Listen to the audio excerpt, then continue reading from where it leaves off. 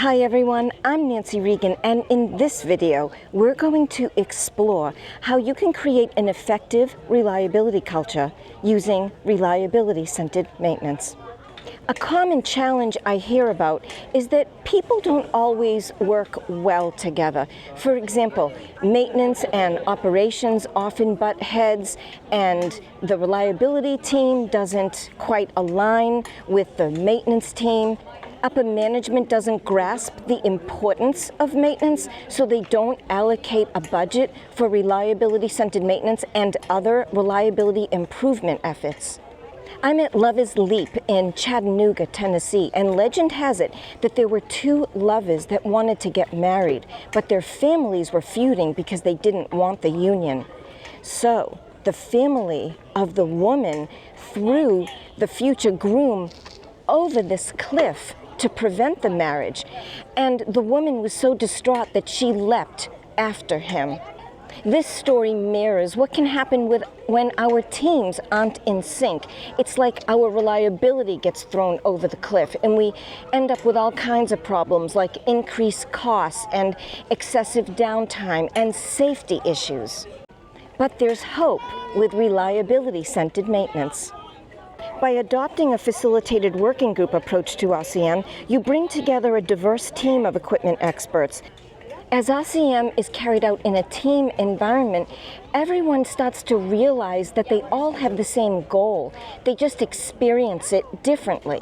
For example, maintenance, they just want to have time to proactively take care of their equipment and not run from one fire to the next.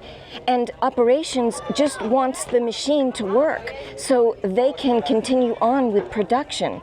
And management, well, they just don't want excessive downtime so that they can meet goals, and financially they get what they need. Everyone is united in their need for good reliability. It's just that their perspectives are different. Implementing reliability-centered maintenance won't change your culture overnight, but it sets the foundation. See, RCM doesn't just help you to identify the right proactive maintenance task and their associated intervals. It naturally fosters an understanding amongst team members.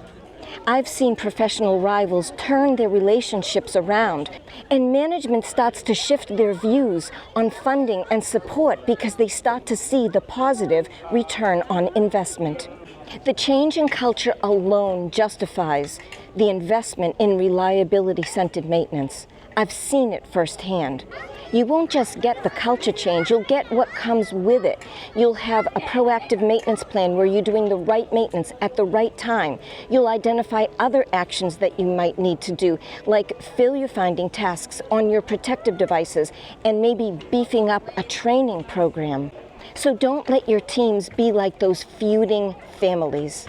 Start to implement reliability-centered maintenance, and you'll see your organization, over time, transform before your very eyes. I'm Nancy Regan from Rock City in Chattanooga, Tennessee. Thank you for watching.